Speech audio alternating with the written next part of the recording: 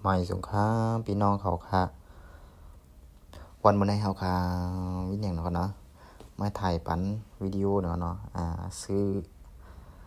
คณะอันตีเป็นว่าขาตั้งใหม่นะแล้วก็มาถ่ายเลนมาว่างในจำนะพี่น้องครับแล้วก็ถ่ายจำยิ้มหอมนะตัวอะไรพี่น้องเขาอันเหมือนคือในค่ะวันนี้ก็เหตุการณ์เนี่ยเนาะเหตุการณ์ตัดอันนั้นนะแต่เป็นก้านอันนั้นนะกิ่งอันนั้นนะมุกอุ่นเนี่ยเนาะนะครับมี2ข้อ3ข้อเนาะเฮ็ดจังกันนะนี่เป็นปีปะโอเขาเนาะนี่เนาะในค่ะมาไทยในวันพี่น้องกับเขานะแล้วก็อังก็ตึกฝึกตัดต่อนะพี่น้องเขาค่ะพี่น้องเขาตัวยังไม่รู้ว่ามันจงตีตัวเนาะคอมเมนต์มาปันยินนึงนะพอ2 วันพี่น้องเขา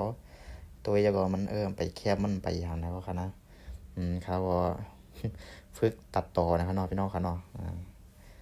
แล้วก็ตีฝึกกว่าติ๊กนะครับนะถ่ายกว่าติ๊กนะครับพี่น้องเขาค่ะในสงขลาพี่น้องเขาปันเห็นคณะ